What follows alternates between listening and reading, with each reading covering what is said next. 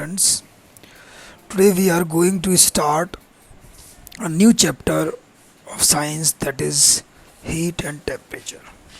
You might have heard these words a lot, heat and temperature. That in summers you find that temperature is too much high, it's too much hot. So there are very common terms which we use, heat and temperature. We know that our body temperature rises, falls. So there are a lot of things related to heat and temperature. I am showing you a diagram, then you will let me know what happening in that. Okay, here is the diagram. In diagram A, it's cold water, B, hot water, and the second boy in which he is putting both the hands in the pan or container, it's tap water. So you have to understand, if one is putting hand in a cold wet water, what does it feel? Why it is different? When one is putting his hand in warm water, is there any difference by putting a hand in a hot water or in a cold water?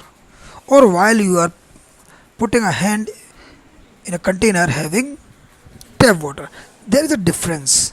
Whenever you put those things, there is a difference. So what is the basic difference? The difference is amount of heat into that, or in other words we can say temperature. So basically, what is the difference between heat and temperature? If you are putting hand in a cold water, okay, so what happens into it? Why it feels cold? Or when you put your hand in a hot water, why it feels hot? Or why when you put in a tap water, hand in a tap water, it feels normal? Why it happens so? Because it's all about heat contained by the substance. The heat is a energy. Basically heat is a energy. So all energy always flows. Whenever you find energy always flows. Where it flows? It always flows from hotter object towards cooler one. Where it flows? Heat flows from hotter object towards cooler one. This, just because of this, we used to feel hot objects, cold object or normal object. Now why this happens? Now when you are listening to this video, just you touch your table. If it is feeling hot or cold, so why it is feeling it? The reason behind is this: if your body temperature is more than the any surface temperature or water, so what will happen? Where will be heat will be flowing? Heat will be flowing from your body towards that substance what you are touching. If heat is flowing away from you towards that substance, then you will feel cold. That thing will be bit cooler. Depend on what is the difference between your body temperature or outside body temperature. This is the reason why. Or hold on a second. If your body temperature is less than the object you are touching, so from where heat will flow? In this case, heat will flow from that object and towards you. Means whenever the temperature of any object is more, its heat will flow from that point towards you. If the temperature of your body and the object is same, then there will be no flow of energy, no flow of heat. This is the reason why we feel cold in winter and hot in summer. This is the reason. As in summer season, our body temperature is something near about 36 or 37. But outside temperature is used to be 42, 43. So where is the temperature higher? Outside temperature is higher. So from that higher temperature, heat rushes towards you. So you feel hot. Things get vice versa in winter. Why? Outside temperature is 14, 10, 8 and your body temperature is 36. So what happens?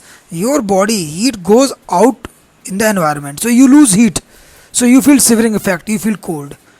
So I think it is very much clear that heat flows from higher to lower, and why we feel hot and cold is just because of the flow of heat. Means if heat is flowing away from us, then we will feel cold, and if heat is flowing towards us, then we feel warm. Same thing happens when you put your hand in cold water or hot water. If you are not feeling nor cold nor hot, that simply means your body temperature and the substance body temperature is same. So here question arises, what is temperature? Temperature is a amount of degree which we measure. Like if we touch the object, we feel it's hot. We do not know how much hot. To calculate that thing, to count that thing, that is known as temperature. So we will be doing the differences, like here is heat. What is heat? Heat is a form of energy that I have already told you. Heat energy rises the temperature of the body. If heat increases, your temperature will increase. And heat, the unit in which heat is measured, that is joule. We measure heat in joule. Okay, and heat always flows from higher to lower temperature. Then what is temperature? Here it is. Temperature is a measure of heat energy level. How much it is heated, that to measure that thing in a degree. So basically temperature is a degree to find out whether thing is hot or cold, how much it is hot and how much it is cold. That is temperature. Temperature decides the direction. I told you, if the temperature is low, then heat is flowing towards it. If temperature is high, heat is flowing away from it. So temperature will decide where the heat will be flowing, towards or against the object. Okay. Now this temperature is measured with the help of, you all know, very well know, whenever you're suffering from fever, you used to measure your body temperature by the help of, yes, thermometer. So thermometer is the device which measures the body temperature. So it can be a body temperature or outside temperature. It can be of various kinds of thermometers are there, or meters are there. They used to calculate this temperature in a form of degree Celsius unit. This is unit, like we learned for distance we use kilometers, centimeters. Similarly, for temperature it's Celsius or Fahrenheit. Okay. Now, as I told you about thermometer, so for measuring body temperature we use clinical thermometer. Am I right?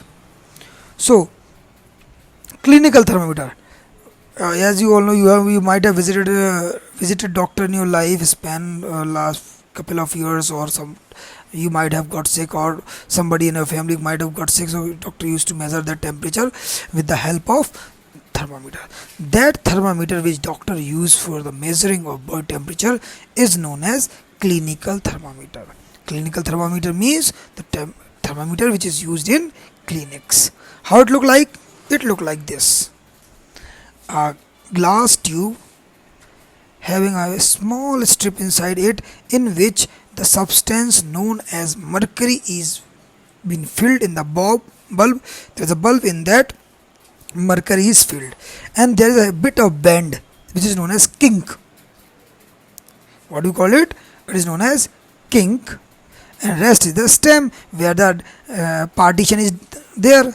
This partition, their numbers are written 30 degree, 40 degree, so that you can, when you put that thermometer bulb into the mouth or armpit, so that mercury become heated up.